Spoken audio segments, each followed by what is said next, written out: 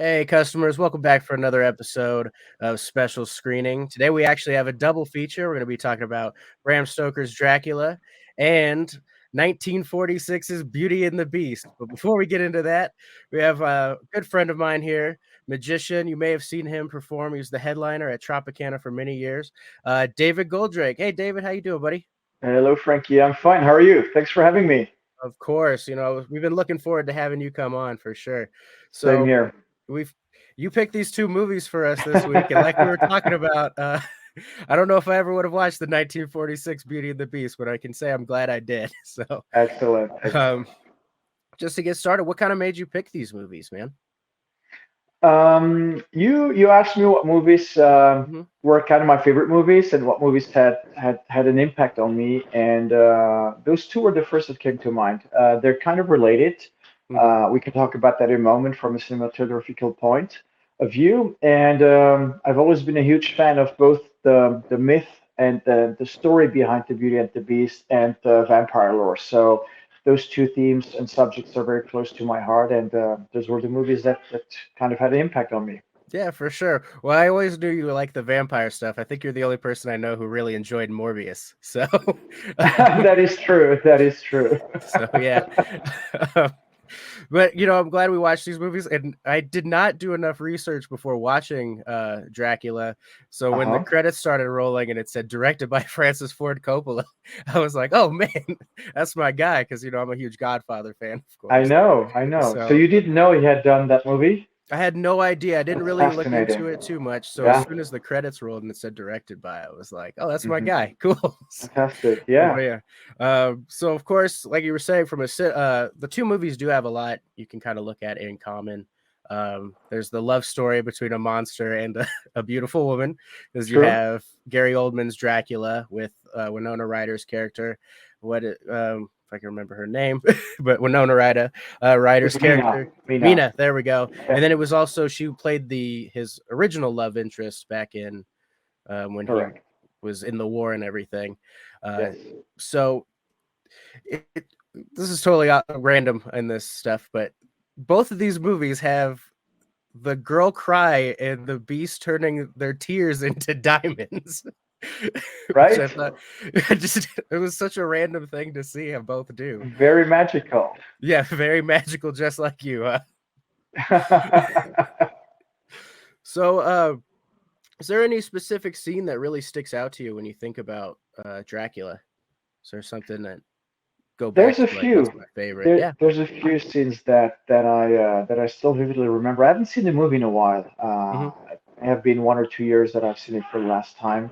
Hmm. Um, there's the scene, like, since we're talking about both movies, Yeah. The Beauty and the Beast and Dracula, the scene in the train where Jonathan Harker is driving towards Dracula's place. You see the superimposition with the eyes of Dracula and the Yes. letter that was written to him. Hmm. That was literally the whole techniques were taken from La Belle et la Bête, The Beauty and the Beast. Hmm. Then you had the rising of Dracula from his coffin, which I always felt was a very kind of a random moment in the movie that never really connected to me in a way. It was very magical in the sense that it just rose, and you're like, Hmm. why did that just happen now? And another scene Yeah. that I loved that I actually even worked with for my stage show was the brides when they come out of the bed and seduce Jonathan, and Hmm. then Dracula appears and just sends them away. Those were two very great scenes I loved, and my favorite scene in the movie was literally the end scene where he asked her to give him peace and Yeah. she stabs him. That to me was so beautiful and powerful and deep. um, those were the four scenes I would say that They're stick out. really, yeah, Yeah, for sure. yeah, So when you talk about the eyes when he's reading the letter when he's in the train, they do a lot of that with Dracula, where there's the shadow work and everything, and you correct. have. I thought that was pretty fantastic, and I'm sure it's all practical, of course, and just the Yeah, techniques of getting all that done is quite yeah, interesting. You could even see like the walls closing in on him yes, yes. when during the shaving scene and everything, and just all of that was so so well done. It was I think great. so. And what fascinated me was that the movie was shot in a time where CGI were starting to be more present in movies, and Coppola virtually used none of that. All of those special effects, whether it's the shadows, the moving scene where Dracula floats like slides in, and so forth and so on. All of that was done very with using old mechanical, respectively superimposition methods that date back to decades before. So I thought that was really fascinating. Yeah, I mean, it is quite fascinating to see that, and, I did a little research after watching, Beauty and the Beast to just kinda figure out how they did some of their shots, like, Uh-huh. the first time when, Belle's father goes to the castle and you see all the arms and how they Yes, were able to shoot with the candelabras and everything. In my research, I found out that they shot that backwards and had him, like, walk backwards out of the room and blew out the correct, candles, and correct. it's it's always fascinating to look into these older films and how they try Yeah. to pull this off because, like, there's no CGI back then. There's no computer or anything, so they're No, just I doing agree with everything you. all practical, just trying to figure out how do we get this done, Yeah, so it's very very creative. fascinating. They were extremely creative. I don't think that the work was as or the workload was as um, monumental as it is today because I've seen friends of mine work with CGI and create these effects that we see in blockbuster movies, and Mhm. the amount of work is just phenomenal. So even though back then the resources were much more limited, people had to be more creative. But I don't think that it was as big of a workload as it is today. You know, Yeah. you came up with the idea, okay, this is how we're going to do. We're going to have the wall, we're going to have the arms, and then it's going to go backwards. And it's the process to get there is much more creative than the actual implementation. But Mhm. yeah, it's still wonderful effects.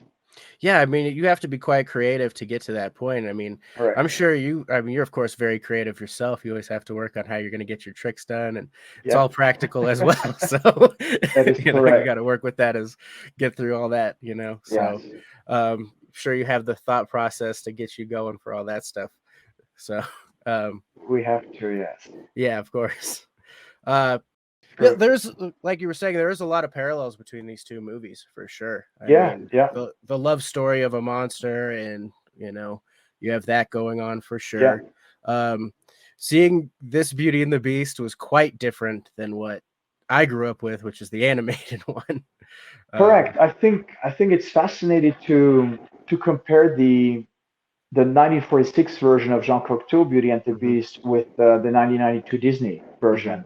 I believe it was 1992. And like if you look at the original, the reason why the dad walks out is to get the rose for his daughter. That's mhm, that's kind of I mean he's going out to get the money, but then she asks for the rose. He has three daughters. He has the son. mhm, There is the pretender who turns out to be Gaston in the Disney movie eventually, but there's more characters in the movie. The story starts differently, and I think there's they obviously idealized the Disney version because it's Disney.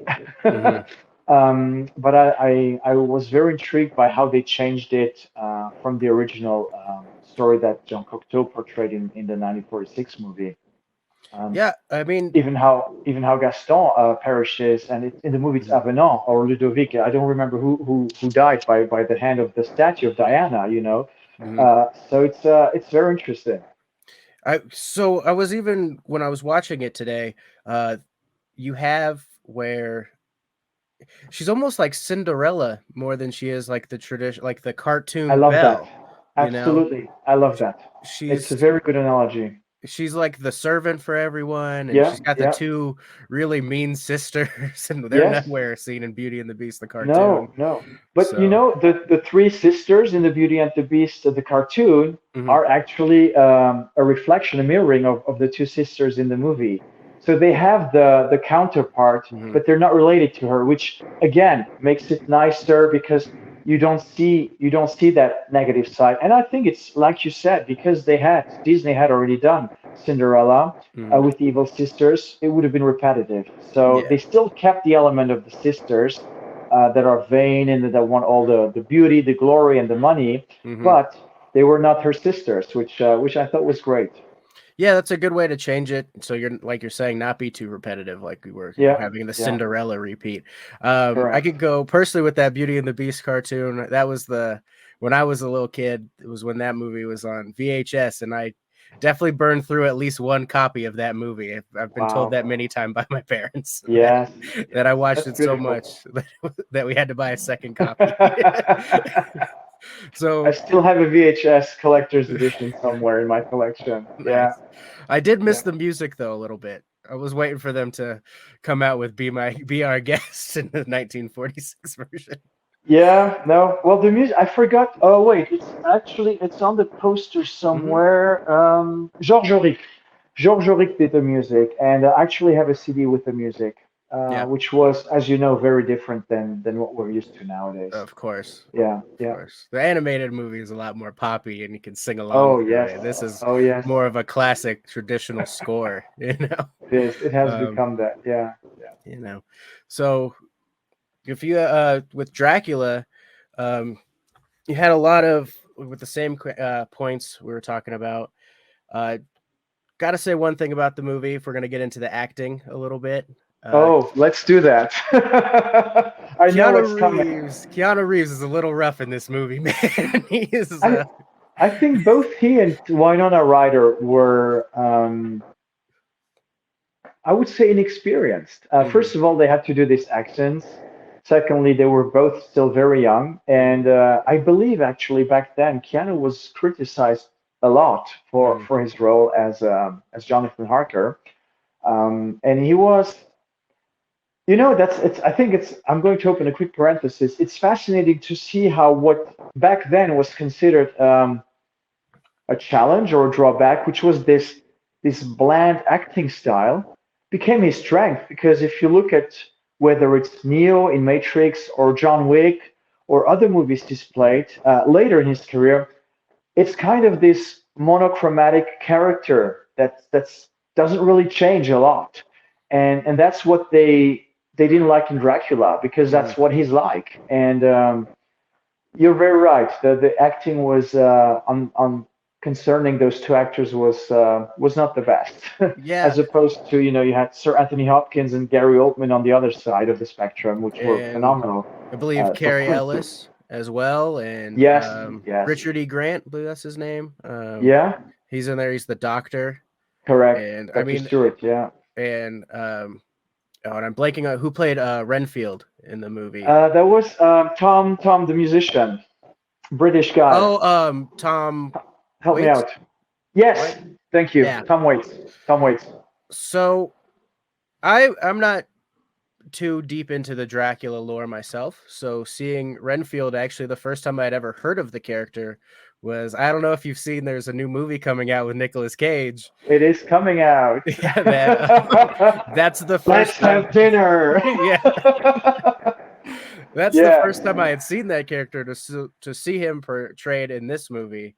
yeah, It yeah. looks like it's going to be quite different than what we're getting in the I'm comedy very format much for looking sure. forward to the new movie. Yes. Yeah, that should be Yeah, good. I'm excited to see Nick in his Mhm, green outfit and the crazy character, which he's yeah. great at. Um, Yeah. What so I loved about the Bram Stoker, about the Coppola mhm, version also was that they, again, like the Disney people did with Beauty and the Beast, mhm, I believe, it's the first movie that kind of romanticized Dracula and gave him a human or humane touch. mhm, If you look at most movies before that, and even the whole vampire lore, in Romanian lore, vampires are like really these ugly, bloodthirsty monsters. And I think it was Polidori, Lord Byron's doctor, who wrote the first vampire novel, which was called The Vampire with a YRE. mhm, And the vampire wasn't still very much of a classy, elegant person then. It evolved slowly into this. And then Anne Rice turned it into this, more I would I wouldn't yeah we could say androgynous character, very mhm, sexual, very seductive, and Dracula had this very humane aspect, which I think was the first time they did that in movies for a mhm, vampire, because every time there was some kind of bloodlust, it was very dark, mhm, very evil, and it's the first time in decades that they turned the vampire character into someone that has a quest driven by love. Actually, he wants to find Mina. He comes back Hmm. for Mina. He turns into a vampire because of his love for his wife, and I thought that was very beautiful. The way Coppola turned this character into this semi-human person or character, I thought was very very cool.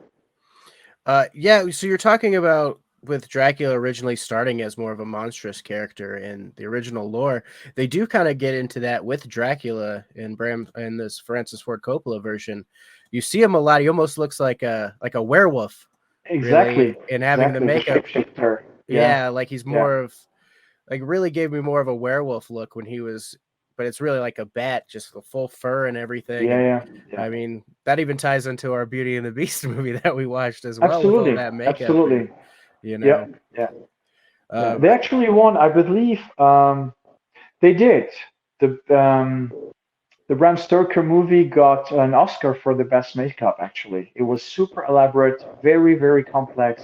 I have a whole book about even the costumes and the makeup that I read back then, and mhm. it was fascinating. But they did win an Oscar for. They got three Oscars. They were nominated for a fourth one as well, but they won best makeup.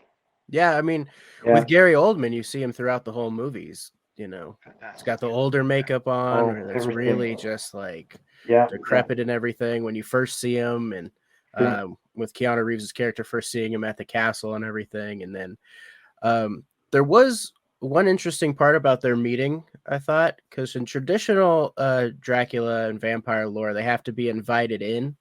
To the your point, vampire has to be invited in. Yes. they really make a point of him inviting Keanu Reeves in. Like they even make like they do a direct shot of just his foot crossing the threshold, Yeah, which yeah, was kind of interesting. And it's more of like a you have to be invited in to then become possessed, essentially, yeah. like to becoming this next step. So I remember that. I thought that was an interesting kind of Yes. switch up, Yeah, and yeah.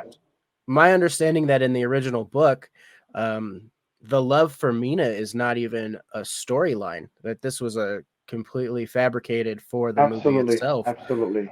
And like you were saying, I think it adds a lot to it and really gives it some more heart Yeah, yeah, um, yeah, yeah. to have him on a quest instead of just like Absolutely. a bloodthirsty It's it's creature. it's this. It's not just the blood quest, but it's also this. He's tortured by it. Hmm. It's not something he enjoys.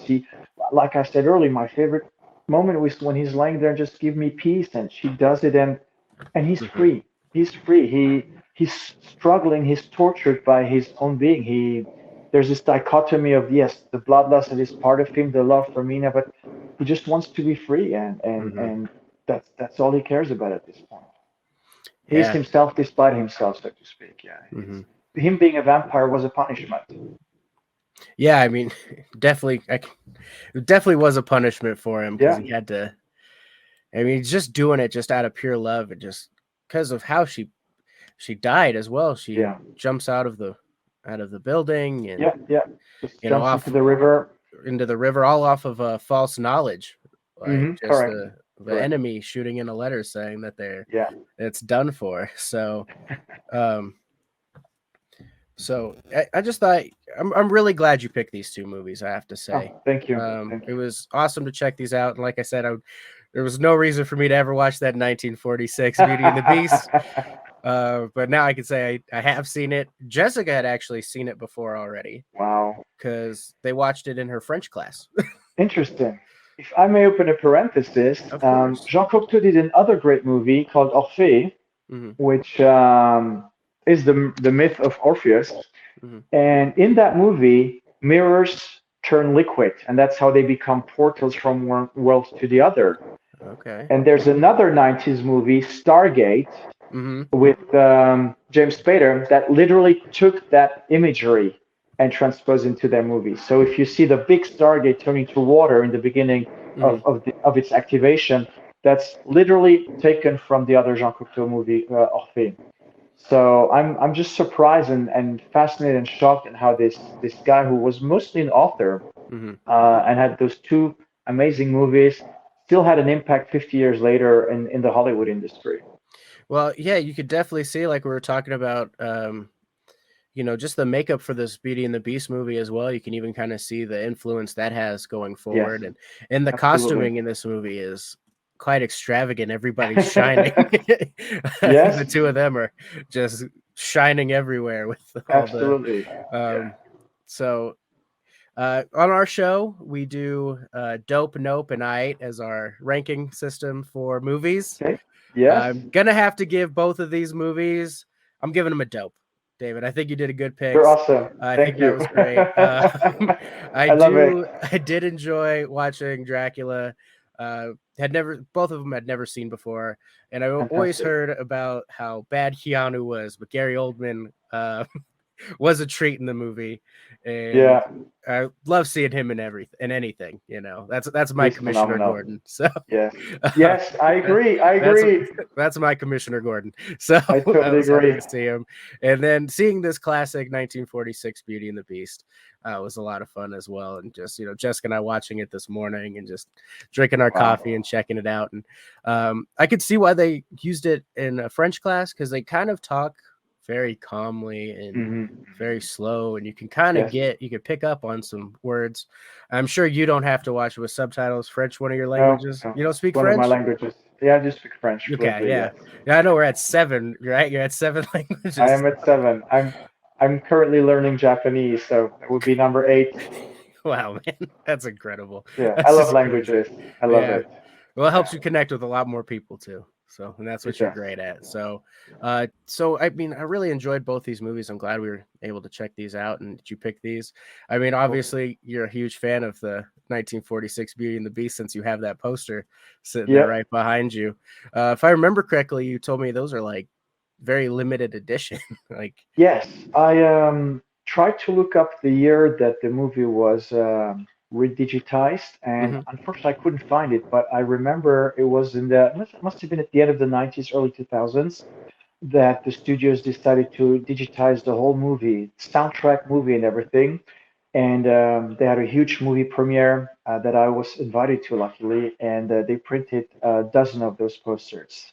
And I was very lucky to get one of them. So it's been hanging here in my place forever, and it's one of my very cherished possessions.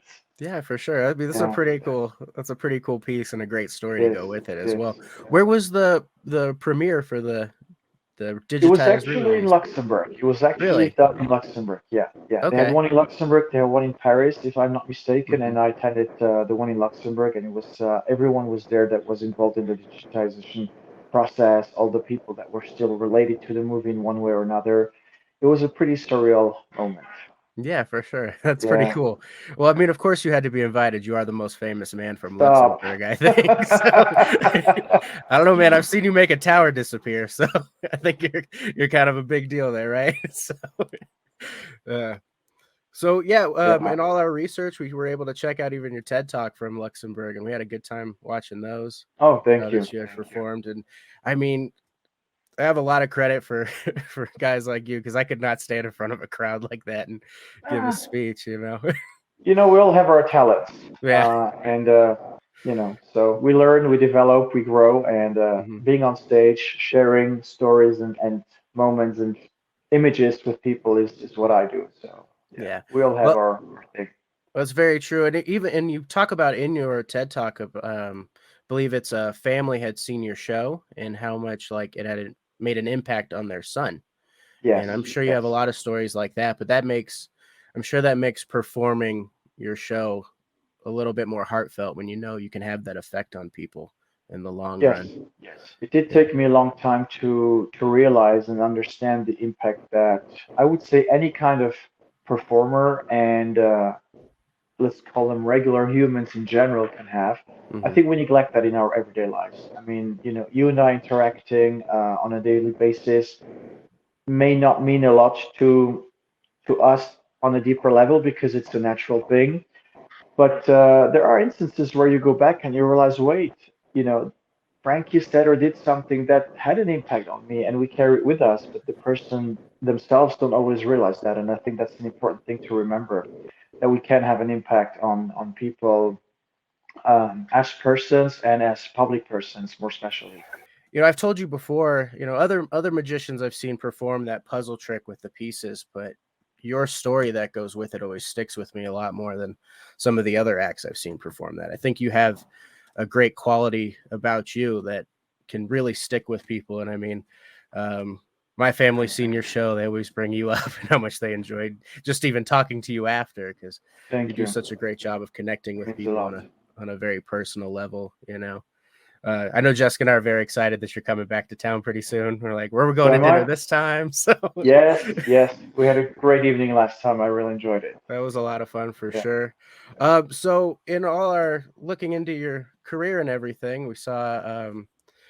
So I remember when my first time meeting you at work, you were talking about performing, like creating a new set for your show, and you Yes. were kind of looking through like artwork from Batman and talking about kind of going with that route. So when we were looking at some of your videos that we've seen you post on your YouTube, especially recently, um, Hmm. Randy, if you could pull up the escape trick, um, the the water Oh, escape the water trick, tank escape. the Yes. water tank escape. So that's the hang That's the glider straight one. This jacket. one. That's the water tank. Yes. Perfect. So just even looking at that, that kind of looks like it gave me instant Gotham vibes when I saw it. Is this I'm the so show that ended happy. up coming from Yes, it? yes. That's the show in Las Vegas at the Tropicana. Hmm. Um, Something that always irritated me was the fact that people would always compare that style to steampunk, which it was not at all. And I had given my design people very clear instructions about Hmm. Gotham, about Batman, Leonardo da Vinci, as contradictory as that might sound. But Hmm. Leonardo da Vinci has been a huge influence in my life and in my career and in my aesthetics. So yes, that's exactly what it is. Yeah. I'm very glad that you noticed.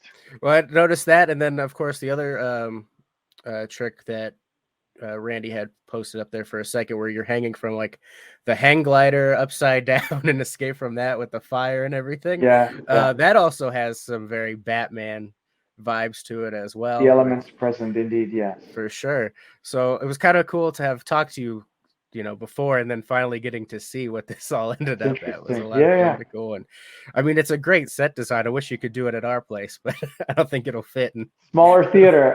the theater. Yeah, So yeah. It's always, tell this was me. at Tropicana. So this one, the straight jacket escape, not. The No, water okay. tank was a Tropicana. This one was actually in Reno at the GSR. I had a Oh, 3 month residency there in 2014, and that's the stage at the GSR hotel. okay, cool. So very close to Lake Tahoe as well. Yeah, yeah. I haven't seen a show at that theater personally, but about how many Yeah. people does it seat? It's got to be You know what? I do not remember the no. capacity, but the stage is actually the world's largest indoor stage. They have a Wow. huge plain backstage, not on the stage, but backstage that literally still has a lot of space around it. But yeah, it's known to be the world's largest indoor stage. Okay, cool. Yeah, I had no Yeah, it's a idea fantastic stage. that's right Beautiful, here. beautiful theater. We had a great crew, and Hmm. I had a lot of fun during those 3 months. So okay, so when you were doing this, when you had your 3 month residency at the GSR, did Yes. you? Was that when you also did your performance at the Reno Aces game? Yes, that is correct. Yeah, was that to promote Yeah. this show, kind of thing? It was to promote the show. Yeah, yeah. We So closed the game at the end. Yeah. yeah, Torch box. the logistics of doing a show like that in the middle of a baseball stadium has to be quite difficult, I would assume, just because you have so many more angles from everybody can kind of see you at, as opposed to a stage where Yes, you're I was looking lucky to directly have the on. torch box.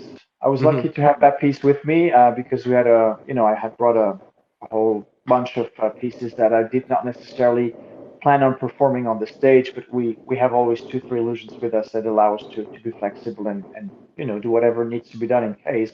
Hmm. And the Renoises was a perfect example. So we were very fortunate that they had an amazing team of people help us, bring in the prop, set it up, and be ready with us. It was a lot of fun, and I was really grateful to have the local people help us the stage Yeah. hands.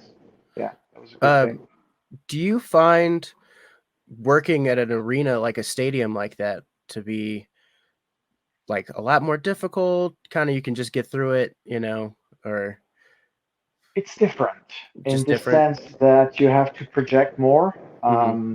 I when I'm in a theater, like, as you know, when I'm at the loft, I'm more intimate. I connect with the people on a more personal level. It's more, yeah, more personal, more direct. When I do a bigger show, I have to project more Mm, and still play to the lady in the last row, and that could be 15, 20 rows back, even mm-hmm. more. And in an arena, it's complete. You turn into a superhero. You have to just make yourself larger than life. It's like Thor, Batman, Wolverine. You just bam, you explode, and you really try to play to everyone. So even the person in the last row will see you as a normal human being. Because if you don't do that, you just look very tiny. You don't look what you should be like. Mm-hmm. If you see me wave the flag and everything, everything is bigger, larger than life, because that's what it has to be. And yet to the person in the last row, it will look normal. Yeah. Yeah, so Yeah, you do have to make all your movements just much more bigger and amplify everything. exaggerated and Yes. everything for sure. Um, so what was it like being a headliner at a Vegas casino for was it 2 or 3 years, I right? did 2 years at Tropicana, and then I had another more year at a different venue. Okay. It's great. Vegas is a very unique market, Mhm. so it was very interesting for me to discover it. But as we all know, Vegas is still the capital of entertainment worldwide, and having the opportunity and the privilege to work with my peers right next door to David Copperfield, Chris Angel, Penn and Teller was a fantastic experience. I initially had planned to only have a limited 1 year residency. We ended up extending the contract, which was a lot of fun as well. And when that was over, I decided to keep touring. Initially, we had talked about moving to a different casino, but then COVID hit, which didn't help anyone on this Mhm. planet. And after COVID, I reopened a smaller, more intimate show for a year, and I've been touring ever since December 2022, I believe. Yes, yes. Mhm. So it's been a lot of fun. It's a unique experience. Yeah, are you so you bring up COVID, are you still doing let's see if I can get this title correct. Prestige Prestidigitalist. Are you still doing those shows? Prestidigitalist. I haven't done it in a while. Yeah. In fact, I did it for the last time last October. So it's been Okay. 4 months now. Yeah, yeah, it's Yeah. been 4 months. But we saw your video with everything from your website, and just that set that you had made just to do these digital shows was pretty impressive. Like, It was a cool experience.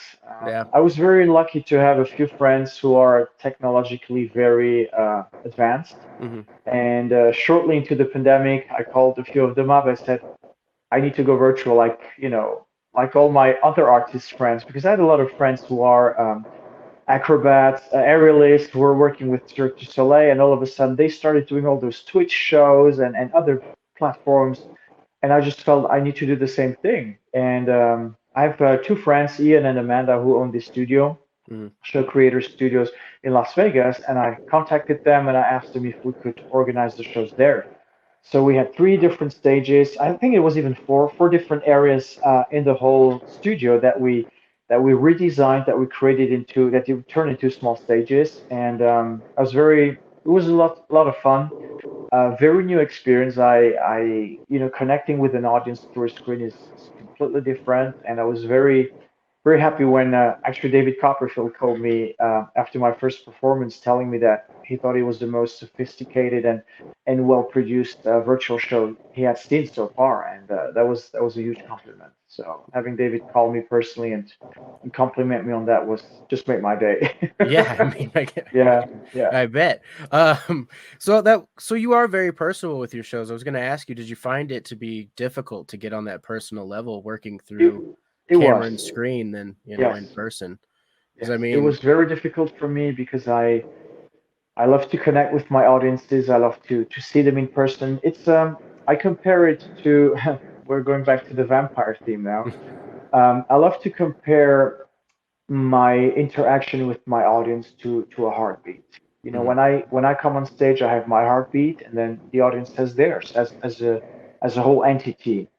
And my goal is always at the end of the show to have our hearts beat together and just be one. And doing a virtual show, it changes the game. You don't feel the heartbeat. You have to feel it on a more artificial level. And the first few shows were very difficult for me to connect to the audience or to know whether I connected with them, because Hmm. unlike a real live show, you don't get the feedback that you get from a live audience. They will do the virtual applause, they will type in the comments, but at the end of the day, you don't really know whether you connected or not. And their pacing is completely different. I remember the very first show, my guys told me right away, you were too fast. You need to slow down. So I tried to slow down the following time, and I felt it was way too slow. And they told me, no, this is almost good. So gauging the whole timing, the pacing, the rhythm was a challenge in the beginning. But once Yeah, you got it, it's just like another thing. It's the repetition that makes it. yeah. Once you get through a couple times, then you start really getting Yeah, comfortable and knowing how to connect with people in this new correct. style of show. Correct. Because I Yes. mean, seeing your show, by the end of it, every person's name that you had called on throughout. I think the last time I saw your performance, you called somebody on stage and you asked him if we had met before. And he was like, yeah, actually, you called me on stage at your show in Vegas. And you asked him what trick. And he said, I don't know, some rope trick. And then you went, no, that's not right. And you corrected him and you knew exactly who he was, even from years Yeah, ago. yeah, I did Uh, remember once we interacted. I have that sometimes. Yes, yes. yeah. Yeah. It's important to me to know my audiences, to be personal with them, to just connect. It's to me, it's a super important factor. Yeah. I mean, doing a show, especially like with our theater, it's so intimate and small. Like you kind of want to Yes, be connected with people, and with where our VIP seats are, you're touching them almost. So I you're, do. I do. Yeah, yeah. you I've know, had instances. You mentioned the puzzle earlier, where hmm some people in the front row get emotional. The last run I had in December, there was one lady that started crying during the puzzle, and the advantage of being this close, because it's less than what is it, 2 feet away, the yeah, front row. I was able to literally walk to her as I was talking to the audience. I just put my hand on her shoulder and squeezed it gently, just to show her I understand, and I can still talk to the rest of the audience, but she knows that we connected. And she hmm actually sent me an email later thanking me and telling me what had happened to her. So those moments are very, very precious to me. And I get to experience them at the loft very often because we have this proximity. hmm Yes. So we saw that your career had started in 1999. So you're about 20, almost 24 years into your career, Yes. almost 25. So I don't know how you started so young. You must have been about 5 years old, but when you got going, but doing this for so long, was it a family? Like, do you have family that's performers as well that kind of got you this? You're the odd Not at duck. all. I am the odd duck. Yeah. I discovered magic when I was 8 years old. Hmm. It started as a coping mechanism, as an escape from reality, so to speak, Hmm. and it turned very quickly into an interest and then a passion. And I remember telling my parents when I would say it was around 12, 13 years old, back latest 13, I told them, this is what I want to do for a career. And they both told me, yeah, it's a nice hobby. It was always the same thing. And then I kept practicing, I kept improving, I kept it secret for a very long time. No one knew it was my secret passion. And I saw David Copperfield in 1993, September 27th, in Frankfurt for the very Hmm. first time live. And I remember looking at my girlfriend and telling her, I can do this. If I work really, really hard, I can get there and be as successful as David. I was so passionate. And I came home and I told my parents, I said, I'm done. I'm quitting school. I'm quitting everything. I want to be a magician. Hmm. And it just turned into an apocalypse. My dad didn't understand it. My mom's only concern was, what are people gonna say that my son's not working? And it was just crazy. And I still pulled it off. I decided when I was 24, I had done 2 jobs before that were not satisfying, but magic has always been the thing. And when I was 24, I decided, okay, this is it. This is what I want to do. And yeah, I haven't looked back since. Yeah. Well, I mean, that's pretty crazy. You go from seeing Copperfield and really going like, I can do this, to then him Can you eventually becoming imagine? your friend. Like, No, looking back, it could come across as arrogance, as hubris, but it was literally this connection. I felt like no, I could tell how hard David was working, and still is working. David is the hardest working person I've ever met, and I looked at it and I said, this is phenomenal. I need to do the same thing, and then I remember it was it may have been '94. I met with Christian Fechner, who was another French movie director, and he was very good friends with David. And I remember meeting with Christian in Paris and telling him the same thing. And I told him, I said, I know that once I'm there, I will have to work 24 hours a day, and I'm ready to do it. And Christian told me he had his cigar in his hand, and he was very super great guy. And he's like, David, it's not, if you start working 24/7, then it will be too late. It's now. And I will never forget that. I went home and I let it sink in, and I said, he's right. I need to give it everything now to get there. And I did. I worked so hard my entire life, and I've enjoyed every second of it. So, yeah, yeah, I know out of all the magicians I've talked to throughout my job at my time at the Loft, you seem to enjoy doing the shows most of all. Like I love it. you're Wow. there early, you're happy, you're like, hey, I let's love keep it. adding them. I'm good to go. So, Yes, you yes. know, you have a There's no great time with it. cancellations. Yeah. Yeah, getting another snowstorm like that last time. So, Correct. Correct. um, well, since you've done all these, you performed in all these different kinds of venues, do you have a specific favorite that you prefer to do the most? Do you like the more intimate ones, doing the big, spectacular stage? Which one's really your, like, if you got to Great pick? question. Um, if I had to pick, which I can, Hmm.